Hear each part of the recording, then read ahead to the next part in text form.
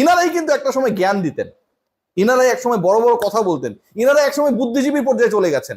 ইনারাই একসময় বলেছেন যে কোন একজন পার্টিকুলার ক্রিকেটারের চেহারা খারাপ দেখে তাকে কি নেওয়া হবে না। বিপিএল এ ভালো খেলছিলেন সেই ক্রিকেটার, এখন জাতীয় দলে আছেন।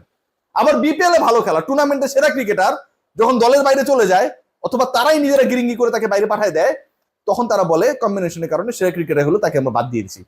তাহলে আপনি যেই ক্রিকেটারের চেহারা খারাপের কথা বলছিলেন, তখনও ন্যাশনাল টিমে যারা আসলে সিলেকশন করেছিল কম্বিনেশনের কারণে তাকে বাদ দিয়েছিল, আপনি কেন তখনই কথা বলছিলেন?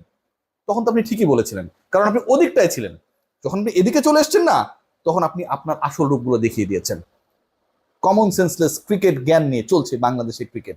বড় বড় কথা বলি, কিন্তু নিজেরা নিজেদের পরিকল্পনা, নিজেদের হীন মানসিকতা দিয়ে বাংলাদেশের ক্রিকেটকে, নিজেদেরকে নিচে ডোবাই।